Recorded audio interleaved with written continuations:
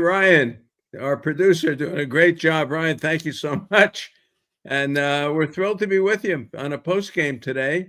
And we're joined by the man, and that is Larry Krueger. Glen Kuiper is going to be along in a little while, but we're here. The Giants won today, and they beat the Rockies 9-3. They won 3 out of 4, which they had to do after losing that first game. And unfortunately, they won't see the Rockies back here at Oracle Park until the last 3 games of the season. How about that? What that could turn into for the Giants. But they do win today, 9-3. And Larry, I'm just happy to be with you on a post game. How are you?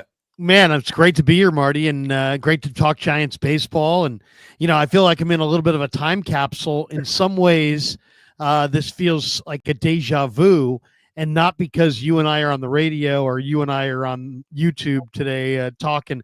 It's because Colorado reminds me of Colorado in 1993 when they couldn't win at all. They can't win at all. I mean, they're 6-28. They're 2-17 on the road. It's like that. I remember I was wishing so desperately for that Colorado team to beat the Braves just one time, and they couldn't do it, and they couldn't do it in the final weekend. And here you got the Rockies right now, and I've been to Giants Rockies games in Denver. It's a much better product, I think, here in San Francisco than it is in Denver. I'll just say that. But this is a team that the Giants, need to beat and did beat this weekend. And you know what? 3 out of 4, that's great. That's perfect. 4-game series. It's a major league team. The Rockies got the first game 4-3, and they, as you said, they could have gotten game 3 of this series. And then today was a little bit of, the Giants bats kind of piling on. They relaxed a little bit, and when you relax, you start to swing the bats better. And once they got a lead, they just started adding on, and it was great to see. It was great to see Logan Webb, Marty. I thought bounce back from the way he pitched against the Padres. I thought it was great to see him today. 7 innings of 1-run ball, and he was sharp. Yeah, Logan Webb has done this really all year long. He's a different pitcher. He's getting all the strikeouts now, and that's the difference for me, is he's putting people away.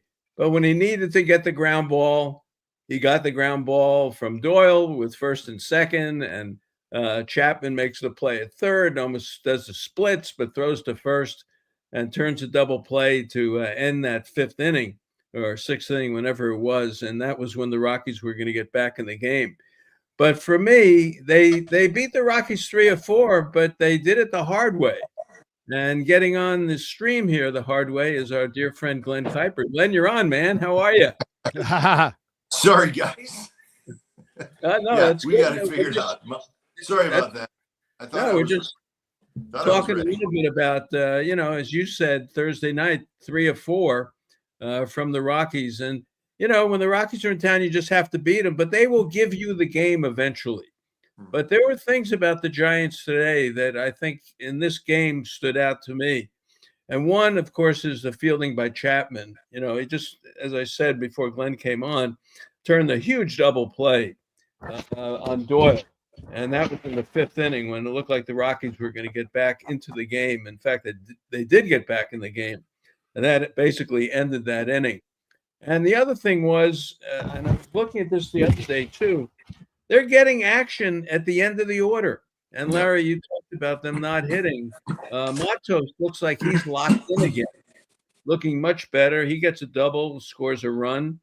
Bailey, in his own way, he flips the ball to left field. It gets in the sun. It drops for a double. Then he flips one to right that falls in for a single to keep that rally going. And then you get Koss, who gets a base hit. So the end of the order scored some runs for me. So that, once again, helps. But the big thing today, I think for everyone who was there, for 40,000 people, and for what could be ahead, is Adames. Adames is locked. I want to tell you. He got his pitch, and I said it on the pregame today. I was a little concerned that he's not pulling the ball, and knocking the ball out into the seats in left field, into the Jeff Kent territory, the Dan Uggla territory when he used to hit home runs. And he did it today, and he hit one to left center, and then he almost hit another one to left center. And he then they struck him out on 3 sliders, which, we've seen that a million times. But for me, Adames became a giant hitter today. Today was his moment. Now they go on the road to Wrigley, where he's played a million times, and maybe Adames can be that guy that could carry him a little bit. So that's my take on the game. Webb, terrific. Defense helped, and they got the big hit from Adames, and the Rockies do enough to give you the game. You just have to wait. You're going to gift wrap it one way or another, but they'll give it to you, and that's the way I saw it. So that's my talk to open up this post game. Comments, absolutely. Glenn and I both have channels, and Larry, of course, has the beautiful channel that he's created. So join us, subscribe, right, Larry? Vote yes and subscribe. Yeah, hit like and subscribe on all 3 channels if you could, and give everybody a follow and support all the channels.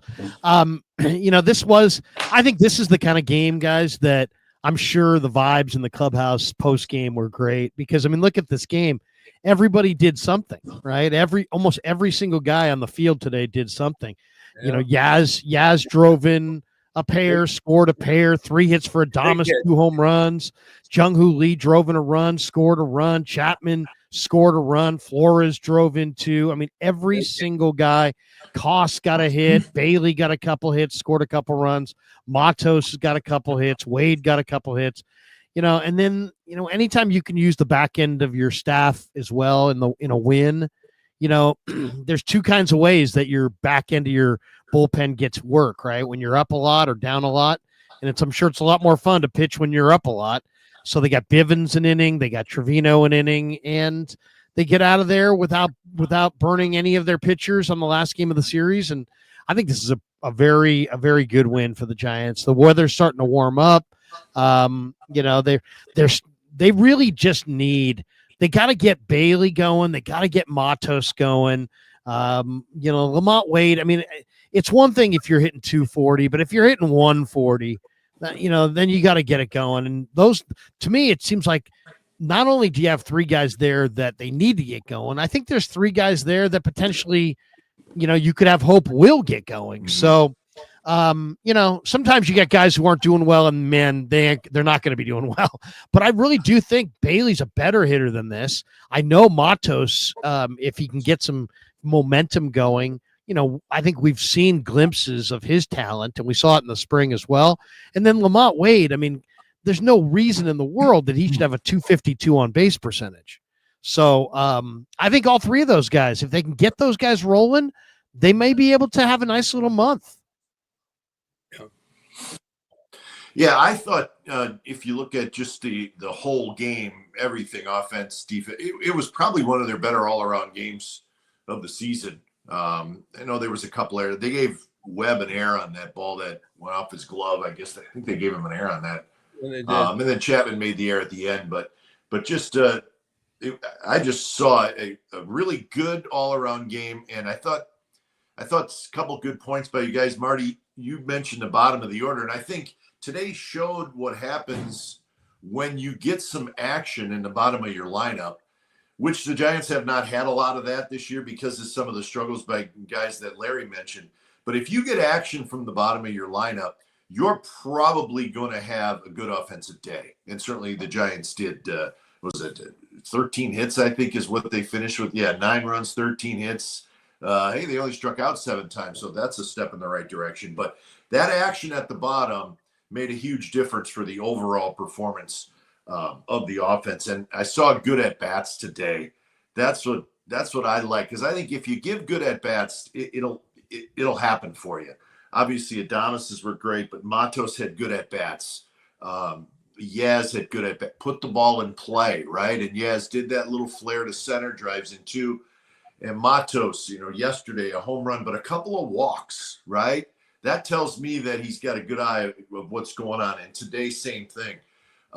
Bailey finally got a couple breaks. Wade is starting to swing a little bit better. So I think if you can get a little more stuff going on at the bottom, that's going to make your offense better. I've said it all along, Larry and Marty. It's not going to be a great offense. It's not going to be an offense that's going to score 850 runs. But it's an offense that I think with guys hitting at their level where they should be hitting, like Larry was talking about.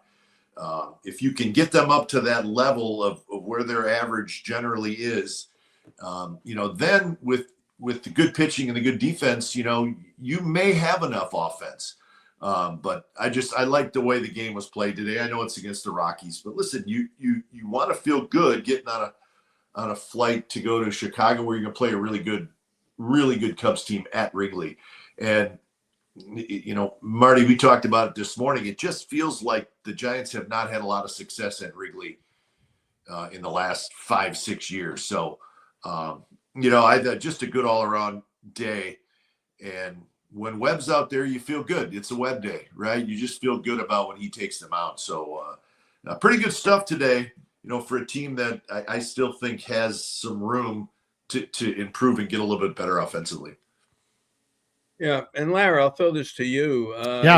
We've talked over the winter about right field, Yastrzemski, and doing something in right field. We talked about first base with Pete Alonso and all that. Yastrzemski quietly is becoming a very valuable player. Not only defensively, made a great play in the gap the other day to rob somebody of a big hit, but he's coming through. He'll walk, he'll get a hit. He's not striking out quite as much. Can they get away with Yastrzemski? I always say April, May, you kind of figure out who's your team. A little bit of June, too. Do we know about Yastrzemski yet? How do you feel about him? He's been miraculous. He's been absolutely amazing. I mean, if he can do what he's done, I mean, first of all, you got to credit the guy because he's in his mid-30s and there's not an ounce of fat on him. He's in great shape. He keeps his body in great shape, and he's aged really well.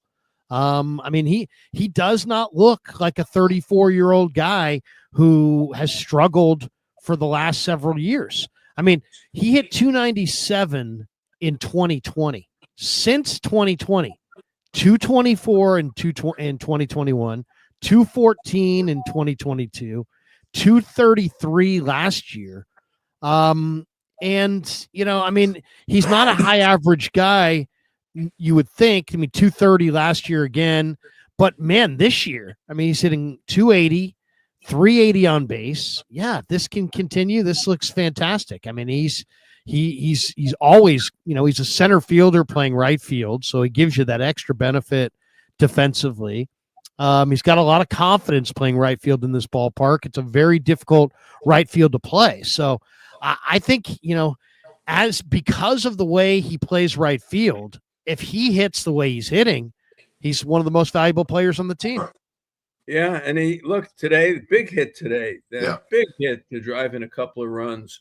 Flores, big hit, like Glenn pointed out, to drive in a couple of runs. They're kind of doing it. So if you're Buster Posey, do you know what you have yet? Now, and I say this in the big picture, you know where the Dodgers are. They hit the heck out of the ball. Last night, the top three in the order are 8 for 13 with 8 runs and 8 RBIs, the big guys. I think we know where San Diego's at. They're going to play good ball all year with that bullpen. Arizona, I can't tell you where they're going to be because their pitching is crazy. They're just not getting the pitching, and the bullpen's a mess. The Mets, you kind of know where they're going to be. I think they're a very solid team. The Phillies, I'm not sure about yet. The Braves, maybe they're not going to. Maybe this is just one of those years for the Braves. It's not going to happen. And then, of course, you've got the Central, where you got the Cubs, who we're going to get a good look at, who've been playing the National League West all the time. So do you have a feel yet? Do you guys have a feel for where the Giants fit into the big picture? Because that's what Posey's got to talk about. It's not just winning a couple of games here and there. How does he fit into the National League? Can he be one of the 6? That's the big question with what he's got so far. Yeah, I think this Yaz is a perfect example.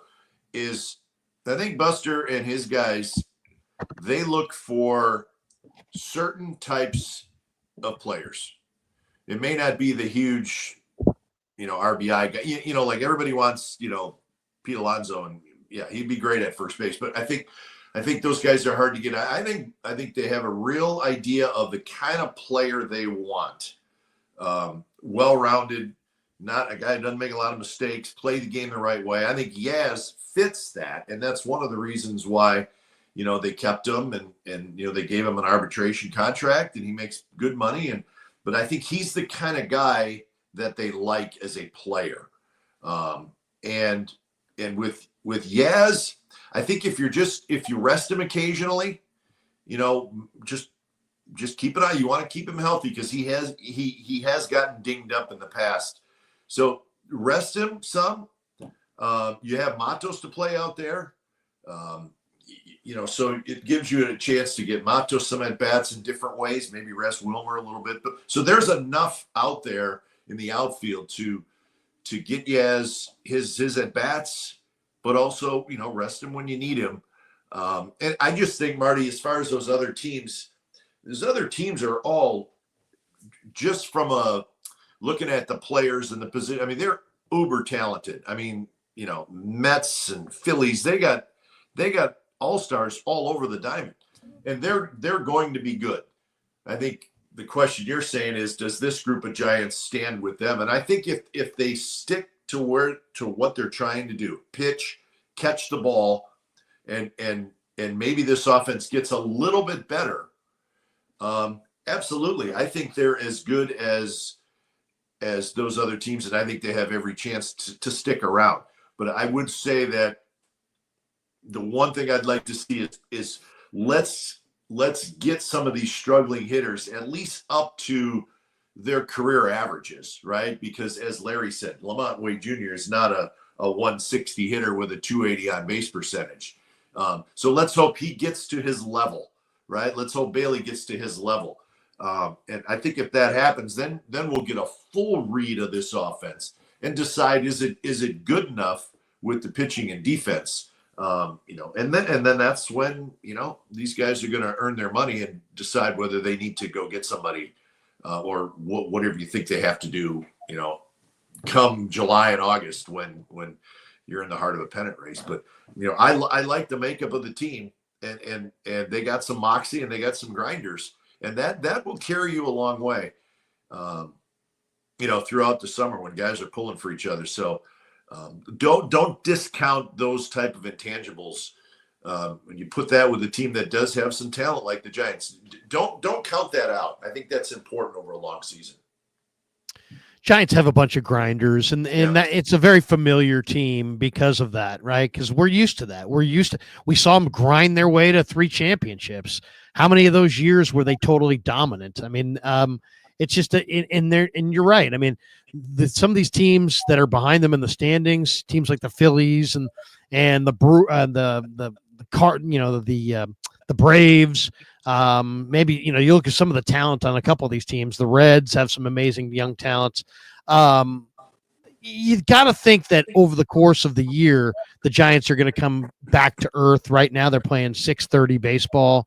Can they continue that? I'll say this: they're going to grind, and they're going to continue to grind. I think they're going to need a little help along the way. They're probably going to have to make a good move or two in July. We're 35 games in. I say you give it another 15 games to give yourself a good feel for where you're at. But I think I think what we're seeing is legit. I think this is the Giant team. I think they're going to win a bunch of games because they're going to grind it out. They've got some pretty good talent. When you're bringing an arm like Birdsong out of the pen like they did the other night, I mean, he's just 98 and really nasty, and it's like that's a really nasty arm to just have sitting around. So I don't know. I think the Giants have a lot more talent than maybe we all thought at the beginning of the year. But I don't think they'll get to the finish line in front of these teams in the wild card race without a little. They're going to need a little help. They're going to need Buster and the GM to probably make a good strategic move or 2 or 3 as the summer goes, because I think they're going to have a hard time talent-wise holding off these other teams. But guys like Matos could really do a lot. I mean, he's an incredibly streaky young guy with a ton of talent. We saw him win the National League Player of the Week last year and then get sent out. later on. So it's like it's all in there, good and bad. I'd love to see him get on a stretch. I'd love to see them invest a little time in him for the next couple of weeks and see if they could get him going. Because if he gets going, you're talking about a guy with power, speed, and defense, and an arm. And Larry, and I'd like to see, and I like Matos, and I would love to see too. But I think the question is, where do you get him at bats, right? That I think is the tough part, and it's a good problem to have. But I'm trying to figure out where can Bob get DH Jung-Hoo maybe some days. Yeah, I think you know what I think you could rest Wilmer a little bit. And I know he's only DHing, and people may say, well, he's DHing, but Wilmer's not a young player. Okay, so with keep him strong, and maybe you sit Wilmer a day, a week or something. That's not going to be the end of the world. Maybe you give Ramos. He's been playing a lot, and he's a good young player. But I do think there are ways to do it with Matos. But I don't know that there's really not a regular spot for him. But, keep Yaz healthy, keep Yaz strong, keep Wilmer healthy, keep Wilmer strong. And those are a couple spots where you could probably get Matos in there. And occasionally give Jung-Hoo Lee a day off if it's a tough lefty. And not only does it give this young kid at bats, but it keeps those other guys fresh. And I think that's very important. So, I think there's ways you could move the cubes around a little bit and get him some more at bats, and they may start doing that. Well, can this team go the distance? See, we're talking May 4th, and already we're worried about resting people and stuff like that. Is Robbie Ray going to last the season? Is Verlander there's Hicks? How about Hicks lasting a season? The kid Landon Roop. What's going to happen with him? We know there's some vulnerability there. Where does Birdsong? When does he get stretched out if he's going to be a starter? Is Wade's a free agent? Do they make a move to get another first baseman in here? If he's hitting, the guy's 11 for 88. He went 2 for 4 today, so he raised his average from 125 to 140. But I'm talking about going the distance here. This is a big month for me. To see what they do this month. They've been terrific. The first month, they've been terrific. The bullpen has been great. They got all these comeback wins. They're beating teams that are over 500, but they're striking out like crazy, and there are some glitches in the offense. Now, the big bright spot, Adames, today, all of a sudden, he looks like, wow, this guy could hit third even, be that guy, because Chapman is trouble in the 4th spot. The way the streakiness, and Lee has been terrific in the 3rd spot, but maybe Adames can be more of a threat. But when you're talking about going to Chicago to Wrigley, you're going to have to score some runs. Glenn, you've been in Minnesota. You know what Minnesota's like. You get that Joe Ryan, you get Ober, you get that Duran, the closer. You got to deal with Minnesota. Then Arizona comes in here, and they got to deal with that. Then the A's come in here with a couple of lefties. It's always going to be trouble. Then Kansas City comes in with their pitching. Then they got to go to Washington, Detroit, and Miami. So this is a month. And we haven't even gotten into the National League West yet. Come on. They're what are they, 3-3 in the National League West? They got 46 more games to go in the West. So I love what I see so far, but are they really built for the season to go 162? And I'm not ready to say it yet. I'm just not ready to say it yet. I think, like Larry says, they need a hitter. I've said it all winter, they still need that Adames guy, the way he played today. They need another guy like that can knock the ball out of the park. So this is a big month for me. I'll just throw that out. And finally, we're playing some National League West teams, and they took 3 or 4 the hard way, as they say in Las Vegas. This wasn't simple. They got 3 or 4 the hard way, and now they're 3-3 in the division with a long way to go. We haven't seen the Dodgers yet. Go ahead, Larry. I think Larry's muted. Unmute. Sorry. There you go. No, there we go. There we go. I've been battling a cough, so sometimes I'll put it on mute so I don't cough in the mic. Sorry about that. Some people would say my best points are when I'm muted. So you never know. No, but I was just gonna say that it's May and a lot of things can happen in a baseball season. But I do think, and I don't know, I'd love to hear you guys' thoughts on this one. I think this is not like any other baseball season, not any other, but I think the Giants ought to run their hand of cards a little differently this year than maybe some years. I think the same way that, the first year of Sabes in 97, he was very aggressive.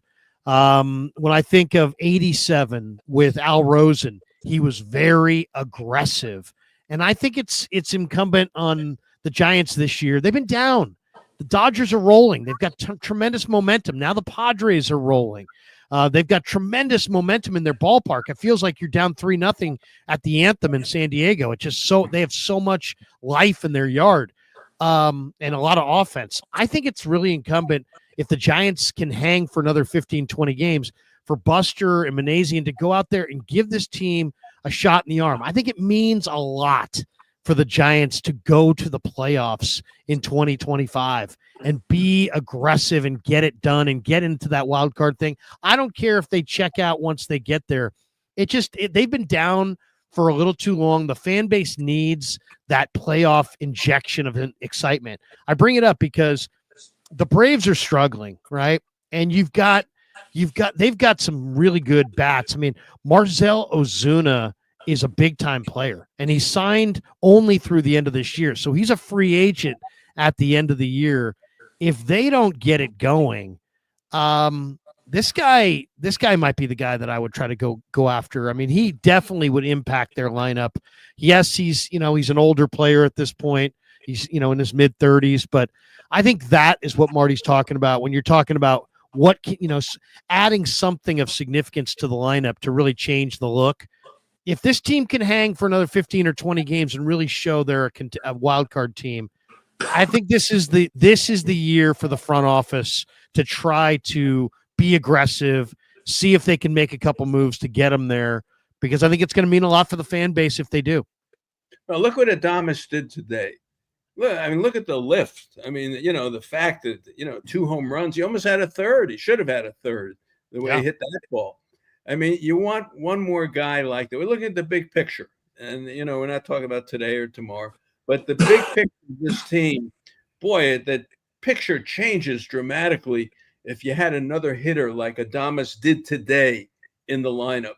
There's a lot of dead spots in the lineup where they strike out. So over 162, I agree. I tell you, go for it. Try to get another hitter into that lineup somehow. Yeah, and that's what's great about baseball is here we are on May 4th, and it's just a baseball thing. You talk about the trade deadline, right? I mean, you just don't see that a lot in the other sports, but here we are early, and it's a thing.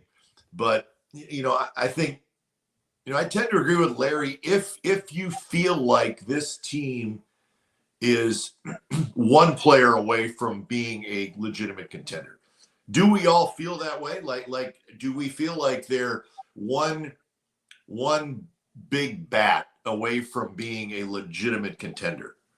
I think that's a fair question, and that's when you make the big deal. If you're 3 guys away, then you're probably not ready to make a deal. But if you're a good team and you have really good players and you look out and you're playing well and the fans are into it and you're 2 out or whatever, and you think that one guy is going to put you over the hump to be not just, hey, let's get into that wild card, but to be a legitimate, like, hey, they could win this thing. They could win it all. Then I think you do throw it out there and try to make a big deal like we've seen GMs do in the past. So I think that's what, we all need to decide. Are they one big bat away? But are they? What do you think? I think that's fair. I think if you put a big bat. Now, we're going to start looking at names and that kind of thing. Put this guy in the lineup. How much better are they? Yeah, I think if you put an RBI guy, a middle of the lineup hitter in there, I would say that would probably make them, because everywhere else they're pretty good, right? They're pretty strong.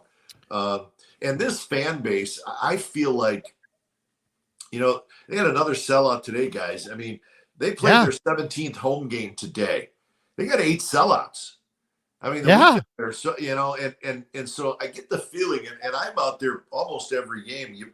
There's like a kind of a cool energy. The fans are digging this group, right? So you have that groundswell coming, and I get the feeling that just the fans really, really want this team to be good because they like it. They're a likable group, and we're seeing the Giants' attendance start to tick back up. I mean, I looked, guys, in 2023, they averaged 30,000 a game, which is that's down quite a bit from where they used to be.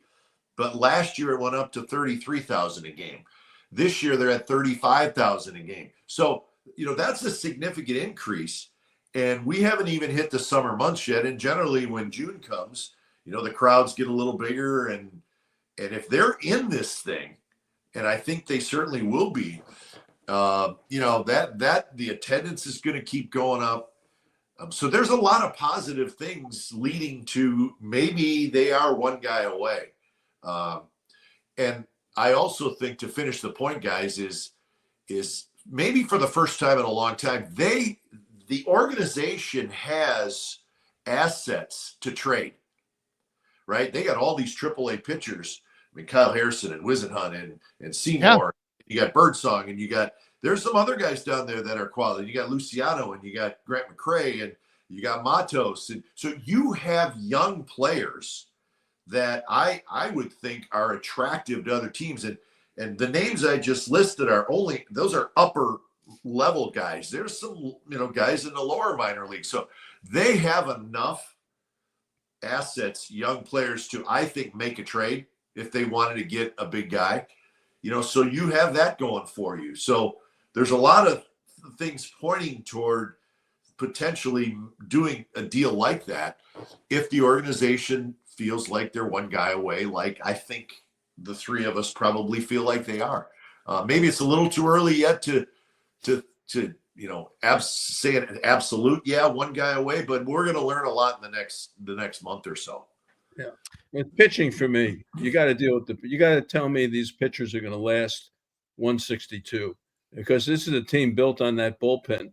That bullpen is, if you want to have 22 wins, the bullpen is probably responsible for 19 of the 22. This bullpen's got to last, and the starting pitching's got to last. And that's the big thing. And that's what I think they're waiting to see. Is the bullpen, will it last? And it should.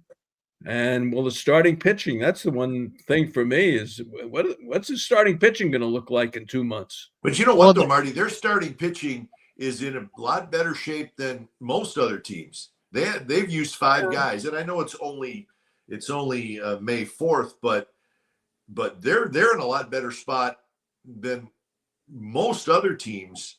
And you have all these young guys lined up that are all pitching pretty well in the minor leagues. If you need to go get somebody, you can go get somebody. They may need a pitcher. I mean, there are guys out there. I mean, Sandy Alcantara is throwing 98. He's looking good. There's a lot of talk that Sonny Gray potentially could be available this summer. It'll be interesting. I do kind of think when we say the Giants are one player away, I think they're one bat and maybe one arm. I'd probably say they're more like 2 people away. I'm kind of with Marty on this one. I usually am the guy who says pitching, they've got enough pitching. And I do like some of the young arms they have, but I got legitimate concerns because outside of Webb, I don't know that if I'd feel better about this rotation if I thought there was a rock solid guy. I mean, I don't know what to expect out of Roop. I'm not sure exactly what to expect this year as it goes out of Verlander. I'm hoping Robbie Ray can be Robbie Ray, but that seems more like just a hope. And I'm pretty sure that Jordan Hicks is going to hit a wall in 10 starts from now. So it's just a matter of I'd love to see Hicks put in a bullpen role and see Birdsong in the rotation and maybe take a look at some of these young arms and see if you could put together. I mean, because if you put Hicks in the pen, wow, what an incredible shot in the arm that would be for the bullpen. I mean, and I would love to see what his stuff would be. His velo, guys, is all over the place. The other day, it was really, really low. And yet we've seen this guy hit a 106 out of the pen with the Cardinals. So I'm so tempted to see, since I think he's going to hit the wall in July, I would love to see them convert him to a relief pitcher. Well, they need help for Rodriguez. Rodriguez is terrific. Yeah, he's great. But you can't go to the guy every time there's trouble. Trevino, in my opinion, has slid back a little bit. And if Hicks did go to the pen, you put him in there with Rodriguez. You'd pair him in there. As I always say, the save can come at any point in the game. If there's one point in the pen I worry about, there's only that one lefty, but look, they seem to be getting away with it fine. But you got Tyler Rogers, with your heart's in your mouth whenever he pitches. So having Hicks in the pen makes sense to me. And the other issue is Kyle Harrison. I mean, he was a major league pitcher last year, and he's throwing the heck out of the ball in Sacramento. That name is going to happen. I'll guarantee you by the end of May, Kyle Harrison something will happen with him. He's throwing 98, isn't he? And he's throwing 97, 98. Yeah, the velocity has been much better, and he has pitched well. And Wisenhunt's pretty close to being ready too. So yeah, they have a lot of options.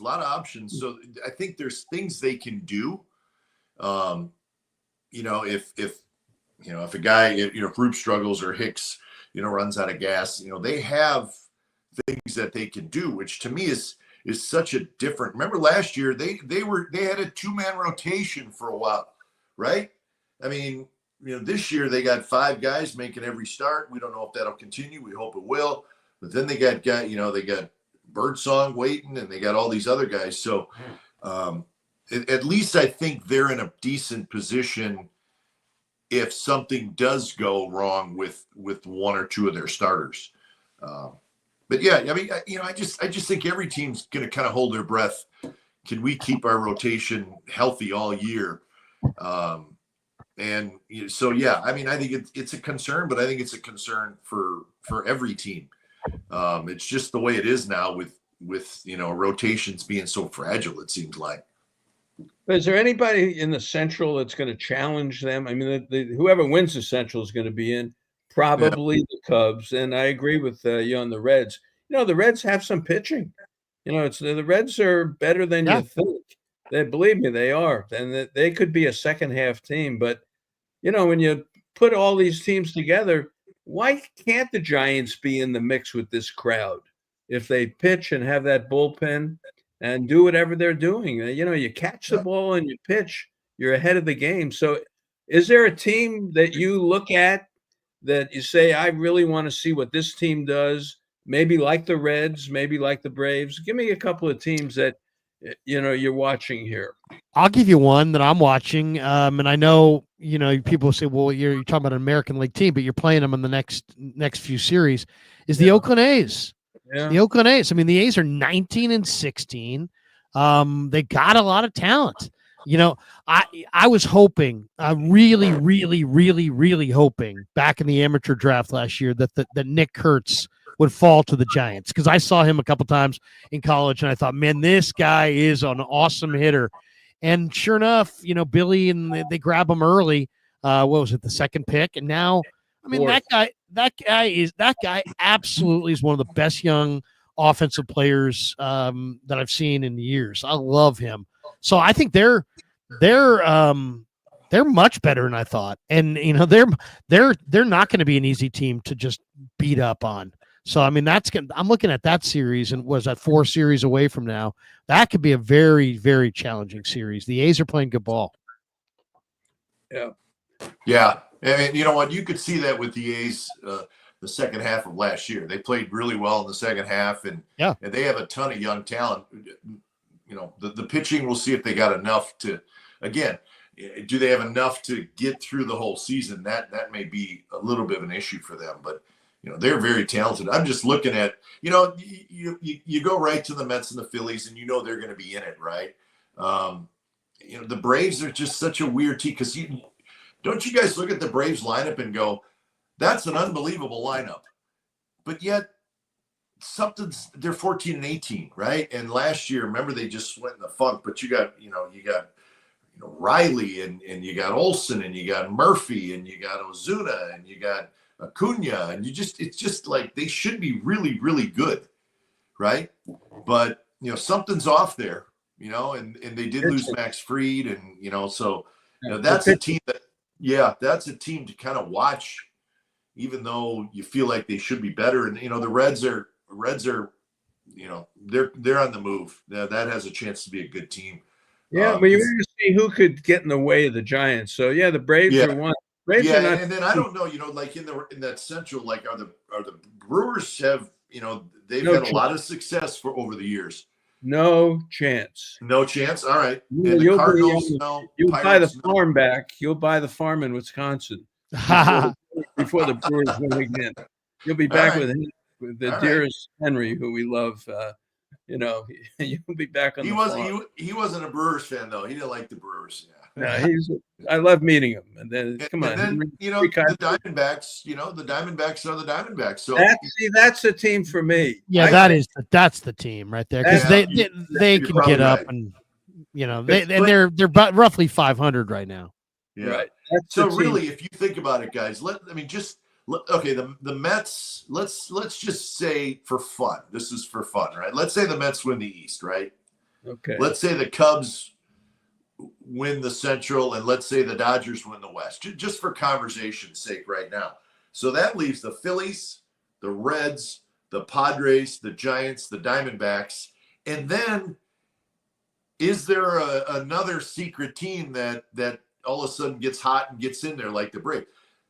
That's a big group fighting for 3 wild card spots. Yeah. And that's it's not going to be easy for the Giants, but it's not going to be easy for those teams. That's why you can't finesse it. Yeah. I think you got to go out. I said it, Koss or Fitzgerald, Bailey, Matos, Wade, you get to the end of the order, you're looking at guys who are hitting 200, luckily, even when it's all done. And it's tough to go through the whole year like that. And now hitting is down in the major leagues. We know that. But you still have to do some damage. And the kind of damage we saw from Adames today, you'd like to see one more guy that could do that in the line. I think that's fair. I don't listen. If you still are struggling with legitimate production from the first base spot, and you're not getting a lot from the second base spot, and Bailey, doesn't get his average up to maybe 220, 230. If that is still happening, then I don't know that the Giants can be ahead of those teams that we just mentioned, right? Yeah, that's not simple. So I just think these guys that are struggling need to get going.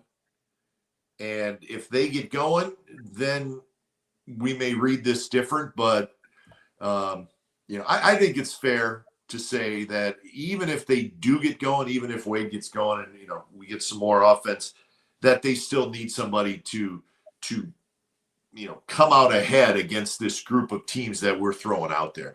Because those teams, there's a lot of talent on those teams. The Phillies, it's an all-star lineup, right? And the Reds are up and coming, and the Padres, so it's a lot of talent, so it ain't going to be easy. That's for sure.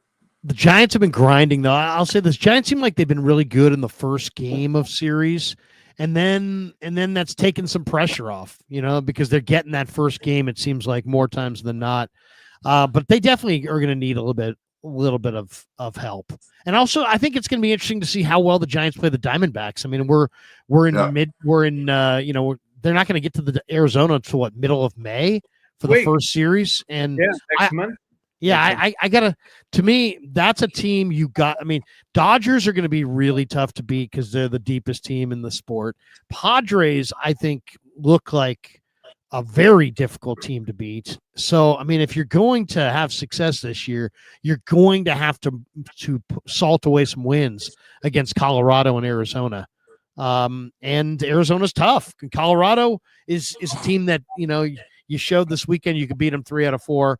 But how are the Giants going to do against Arizona? They can't get obliterated if they want to be a playoff team. They have to hang with Arizona in these divisional games.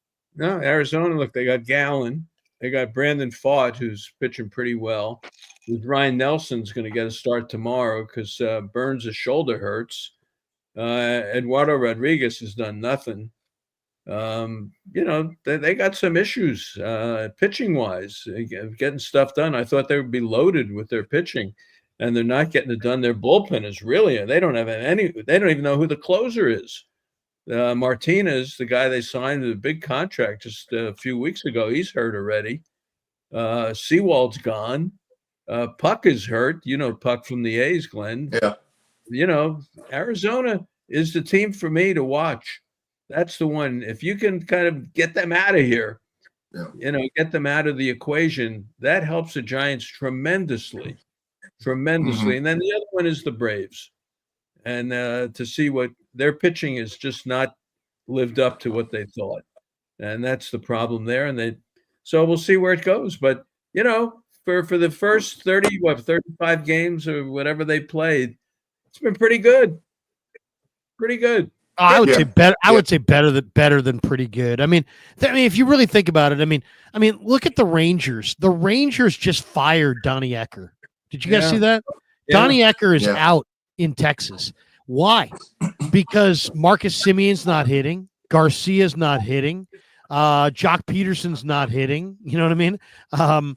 Jake Berger's not hitting. I mean, they got a bunch of guys that can't hit. They're bottom of the in almost every category in offensive, production. So it's just baseball is one of those sports that, it's you do it one year, the next year you can't do it. It's hard to explain why. Sometimes there's small injuries that don't get reported that really derail guys. It's a tough game, man. You got to play it every day, and it's an amazing thing. I mean, sometimes you get a good vibe going and you're better than you are. Other times you get a bad vibe going and you're not nearly as good as your talent. I feel like the Giants have been better than their talent.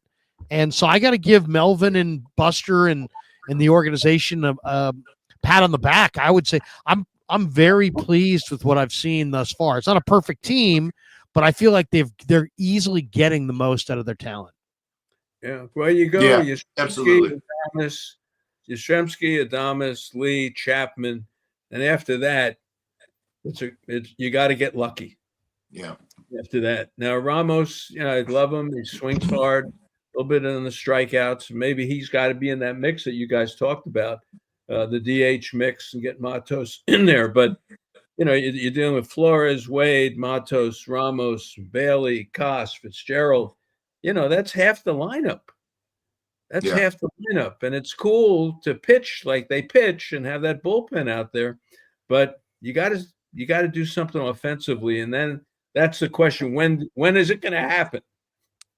And it happened. Yeah, that's today. That's pretty nice. And I think if it continues the way it's going, then I don't think Buster will have a problem making a move.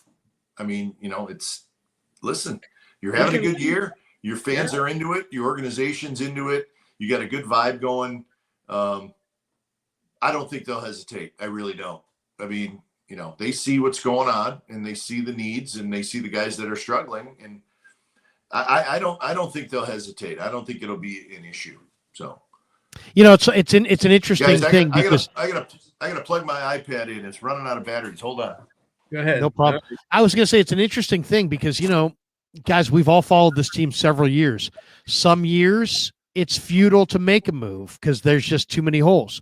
Some years the Giants would love to make a move, but they have nothing that anybody wants to trade that they're willing to trade. Some years there's no assets out there that could help them. So I think this year is kind of an interesting year because one, the beginning of a new regime, they've had some downtime. They've got some momentum. It's right there in front of them. I think Buster would love nothing more than to usher in this new era with him at the top of the masthead with with a postseason appearance. And I don't know. I mean, I feel like with Bailey and a good manager like Bob Melvin, if the Giants could get into the playoffs, who knows? They might be able to win a series or two. So I do think they're motivated to act if they can keep it rolling. I also think, as you said, Marty, I think they actually have some assets that other teams would be, that's attractive to us. We'll take Kyle Harrison and his 97-mile-an-hour fastball, and we'll give you Sandy Alcantara and a pretty good bat for it. You know what I mean? They actually have some pieces that will fetch. And I think they should be motivated because think about it, where the fan base is right now. Very engaged. It's a very wealthy fan base, has a lot of interest. There's a lot of people that are really tied to Giants baseball, but they haven't felt good about it in October for a while. This underling status to the Dodgers is annoying to Giants fans. And I just think if they could get into October and maybe advance further than the Dodgers or further than people think and have an exciting October, that would be enough to light the fuse and get Giants fans back in the stadium, 40,000 a night, selling out the park. Well, let's see where the pitching goes. Let's see Verlander and, give him another couple of months, at 42. He looks like a 5-inning pitcher right now, pretty much. Hicks, we're not sure about. Ray has been, I think, absolutely terrific. The walks haven't killed him. He's thrown the ball really well. That if the worst thing we got is a number 5 starter, that's a good problem. If that's the worst thing you could say. And that's one that can be remedied because they do have some options there. So we'll see. But, again, you do a post-game show and they won 3 or 4 that they had to do from Colorado. They're in the division now. Now there's 46 more to go. I said it a month ago. I'll say it again. The division will determine the Giants' fate. How they play the Padres, Arizona, and the Dodgers, and the Rockies, which there's 9 more. They better win another 8 of the 9. But how they play in this division will determine what happens, because I think they can hang with anybody else in the league. I haven't seen anyone in the league yet that I say, oh my God, I don't want to play that team. So I'll stick with that. You have one super in here that we should probably get to, Marty. Can you call that one up there? Go ahead. Ryan will put it up there. Oh, Ryan will put it up. There we go. Last Dive Bar says, hey, Krug. Hey, Marty. Wanted to stop by and say, we love you, Glenn. All right. There you go. There you Last go. Is fabulous. Those guys are awesome. They kind of ruled the Oakland Coliseum for many years. I feel bad for them. I feel bad for what they've had to go through, but they had their spot out in left center field, and they had theme nights, and they dressed different every game, and they really brought that kind of special character that the Coliseum had, and those guys were awesome. They were good, loyal fans, and I wish I would have got to know them a little bit better. I got to know them a little bit, but so it's great to hear from those guys, and I hope they know that I miss them. And I'm sure they miss their summers of baseball, but sometimes life isn't fair, man. But the Last Dive Bar, good people, and it's great to hear from them. Awesome. I'm it's a weird year for baseball watching the Rays play at the Yankee Tampa facility, but you know what? I kind of like the way it looks, and I am going to go up and see the Giants in Sacramento 4th of July weekend. So I'm looking forward to that. I'm a Sac State guy, so I got to go up there and check them out up in Sacramento. I'm looking forward to that. But I'm just excited that the Giants seem like they're playing really good, smart baseball. And It's funny. I went to spring training. It was great to see both of you guys down there. And I just got a vibe about Melvin this year that it just seemed like he just seems refreshed. He seems different than last year. He seems Like he's got a smile on his face. He seems really happy with this team and what he's got. And this guy's a pretty damn good manager, man. I think Giants fans, if you didn't realize that, I think we're realizing it this year for sure. Yeah, that's good. Yeah, I think so too. And I look back, and I've known Bob for a long time, obviously, but I look back at his last, maybe 5 years, and I think he felt a little the last couple of years in Oakland. Bob's a smart guy. I think he could kind of see what was happening. Once they started trading guys and trading really, really good players, he could see what was going on. So I think he was maybe disappointed in that because he really liked managing the Oakland A's. I know he did. But he saw where this whole thing was going to get weird, and it's certainly gotten weird. And so, maybe he wasn't enjoying that whole, maybe lack of security and not really knowing what was going on.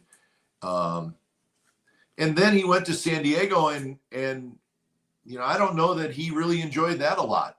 There's, I don't know the GM down there. There's a lot of different, a lot of different talk about what that guy's all about, Preller. But I don't know that he and Bob had a great relationship. And Bob was not happy. I mean, his second year there, he was not happy. You could tell when the Padres came here to play the Giants, he wasn't happy there. And then, he gets the Giants job, and he had a good relationship with Farhan. I mean, they go back to their Oakland days, but I don't know that they agreed on everything. And I don't know that they agreed totally on, how deep the analytics were going to run.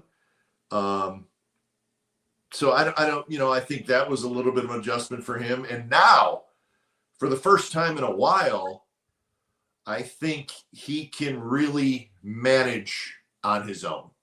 Buster gets it. Yeah. Buster says, you know what, you're the manager.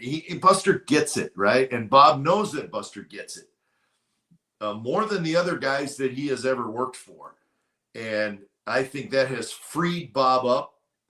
And there's no question that he's enjoying this and enjoying kind of maybe his freedom as a manager. And he's not getting bombarded by people. He got bombarded a little bit with the A's people, San Diego, a lot of analytics last year. Now it's just, let's get some character guys in here who can play, who I can count on to play every day, produce, grind hard, and let's not worry about, what this guy did, in the month of April, when the weather was 60 degrees and it's a left-handed pitcher, let's just play with a feel for the game. And that's the way he's being allowed to manage now. And I think he's thrilled with that. And I hope he stays for a while, and I think he will, because he knows he's going to have a good team, and they're willing to spend money when the time is right. And he has a guy in charge in Buster who gets the deal of let's let players play, and let's not worry so much about what's on a piece of paper about what he did before. And so, yeah, I think he's a happy man, and I think he's really enjoying this second year in San Francisco. Yeah, like Bochy, you look at the years Bochy was a good manager. He had good bullpens. Always look, and I'm telling you, it's a comfort. Yeah. Elvin, he knows. You give me a lead in the sixth inning, and I'm taking it home. Yeah, and it's hard to be a good manager with a bad bullpen. And that Tony La Russa said that. Tony La Russa said, "You show me a lousy bullpen, I'll show you a lousy manager. Show me a good bullpen, I'll show you a good manager." And it's the truth. Yeah. And that's what they have going for them. They can hang, but they're going to have to play in this division. And that's going to be the challenge, because that's when the whole team is needed. You can't play with three guys in this division. And I think that's where Buster's got to realize that and do something. But we'll see. Let's see how it plays out. Hey, I love it. I think it's been a great month and a half or whatever we have. And this week, 3 with the Cubs, and then 3 with Minnesota, and then back home with Arizona. and the Athletics and Kansas City. So it's great. Glenn, this week you have a show tomorrow? Yeah, I'm going to do a post-game show after the Cubs game. So it'll be on the new YouTube channel, Glen Kuiper Show, All Giants. Just started it. It's great. Larry, I've said this to a lot of people. You're like sort of the godfather here in this YouTube world. So thanks for all your help and your advice. I've talked to you and Marty, and you guys have been awesome. I mean, it means a lot that, there's not a, oh my gosh, you may take viewers from me. There's none of that going on. I'm not taking viewers from you guys, but I appreciate all your help. I know. Oh man. I mean, I'm excited. You're killing it, man. It's awesome. Dude, I'm excited to be in this spot, and I'm excited for you guys as well. And so many of my radio buddies, because of the way radio has gone, it's just, they've wound up losing their profession, and it's like well before they're done doing what they want to do, right? So it's like, but you can reinvent yourself, and you can connect right to your audience, and you can bring your audience directly to the kind of content that they covet and want, which is, all three of us and guys like us talking about the sport that we love together individually. And it's awesome. It's awesome. So yeah, I mean, I every time I see, whether it be Tommy T, John Lund, Paulie Mack, Marty, you, Glenn, people starting their channels. What's that? Damon Bruce. It's cool because it's like, I know there's a lot of people out there that they have an audience, and there's a lot of people out there that really do want to know, and I get I would get comments in the chat about each one of you guys. Hey, what's Paulie Mack doing? Where's Tommy? Why, and I'm just glad that they all have found their way to YouTube, and it enables them to do what they want to do and connect to their audience. And you'll be surprised if you stick with it for 2, 3, 4, 5 years, how much of your audience you'll harvest from the radio and television, and they'll be there with you arm in arm. And man, you got a lot to contribute, both of you guys do. And I love talking ball with both of you guys. Hopefully we can do it again quite a few times between now and the end of the year. And we had that, one of my favorite shows. It's funny having Glenn on today reminds me of that. One of my favorite shows this year was we were on, Marty, with Glenn and Ned Colletti, I believe, after game 1 of the World Series. That's right. Which was an amazing game, right? And that was an incredible night. And it's like stuff like that is like, the Giants have a great game, and you can pop on. And then, we didn't do this today, but Marty, one of the things that you will love doing, I'm sure Glenn will love doing, the video calls. You can put the link in the chat, and you can let your audience call up. And once you get a certain number of people watching you'll get 7 or 8 calls, but there'll all be people with their own setup in the background and everything. Sure. So it's very cool. Very cool. It is cool. And you know what? I've been thinking a lot about this. It's like, all the other stuff I've done, you do play-by-play, and you're really restricted to, it's the game, and you call the game. You don't really have a lot of time to talk or tell stories, or you just don't. I mean, you're, the inning ends and you move on. Or even if you're doing a pregame show or a postgame show and you're in the studio or at the site, the show's 30 minutes and each segment is 6 minutes, so you just very seldom have I ever had the opportunity to be in the medium where you can just talk, you can talk as long as you want. And that's why this sort of interested me, because, I feel like the Giants are something I know the most about. I have some inside stuff. I know people in the organization.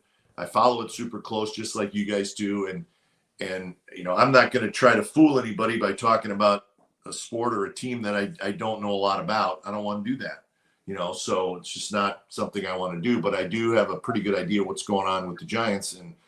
And that's who I want to emphasize, on my streaming shows. So it's pretty cool. It's good stuff, and I'm looking forward to it. And again, I appreciate all you guys' help, big time. That's good. No, I'll be on Thursday night, and Glenn, you'll probably be back with us. Marty Lurie and friends talking ball. Larry, love having you on when you're available. I know you got a million things going on, but Thursday is an open day. So Marty Lurie, friends on YouTube. Okay. I'm coming up. The Italian American Bar Association in San Francisco is having a big dinner Wednesday night, and they're honoring me. As they Nice. should. Come on. As a lawyer, attorney, Marty Lurie. Your father would love this, Larry. Believe me, he would. Yeah, Love he'll be looking down, watching. Yeah, so I got that at the San Francisco Italian Athletic Club on Wednesday night. Next Monday night, we do the Uncle Abe Award that I give a $2,500 award sponsored by Original Draws to someone who's given themselves to kids in sports and baseball. And Tim Reardon Jr. is getting it. He'll get the award this year. So that's going to happen next Monday night. And, then I got the show Sunday. We got Glenn coming on. Glenn's got his Friday night thing going on now at the ballpark. We got to get you guys out. Larry, you got to get out. What are you doing? Tell me a little bit about your Friday night event. I just saw we put it on the screen. Last Dive Bar subscribed to Friday Night Kipes. Well, yeah, it's Dwayne and I, after every Friday night home game at Oracle Park, after the game, we head out to the Gotham Club. Nice. And we have a show. It's called Friday Night Kipes. We've done 2 so far. We have guests. First night we had Mike Krueger, Will Clark, Dave Dravecki, and we tell stories. We laugh. We have fun. Oh, that's awesome, man. We talked to the crowd. The place was packed. Friday night, Dave Fleming was there. The A's are coming in. Our next show, Eckersley's going to come out. And oh, wow. He's my favorite. My favorite. Great. So we're just sitting, live audience, and we're talking baseball, and it's not necessarily a post-game show like we're talking about the game that just ended. We're just talking baseball. Sure. Friday night with Flem there, we talked a lot about broadcasting and stories and stuff. So it's just for the Gotham Club. You got to be a Gotham Club member. Are you doing this on YouTube, or are you just doing? No, you're just doing it live. It's just a live. We'd like to get it out, but it's right now. It's just audio, and but it has a chance to. I think there's a lot more we could do with it.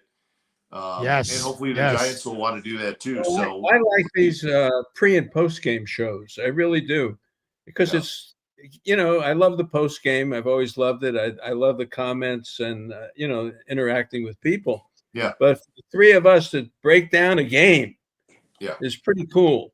Or for the three of us, or whatever combination, to get you ready for a game, sure, is pretty good. It's like really, I mean, it's quality stuff, and I know the fans like it, so I'm glad to do it. And Larry, you work so hard. I'm glad whatever success you have, you deserve. He's the Godfather, man.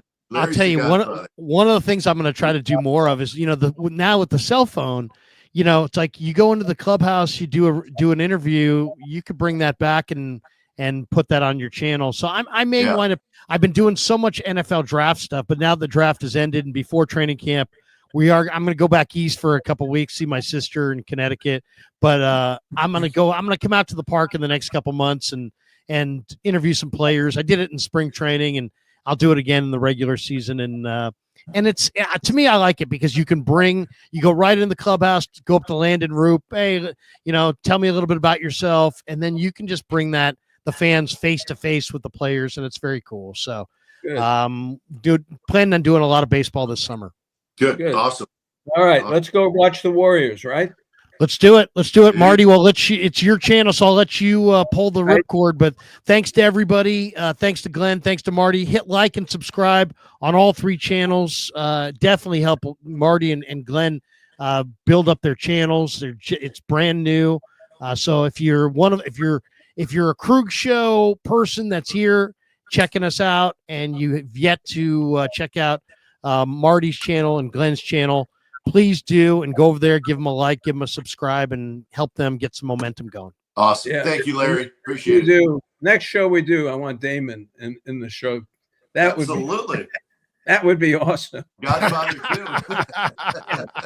All right. Have a good night, everybody, and we'll talk. Kindly enjoy the next week. We've got a whole bunch of baseball to speak on here at Marty and Fred.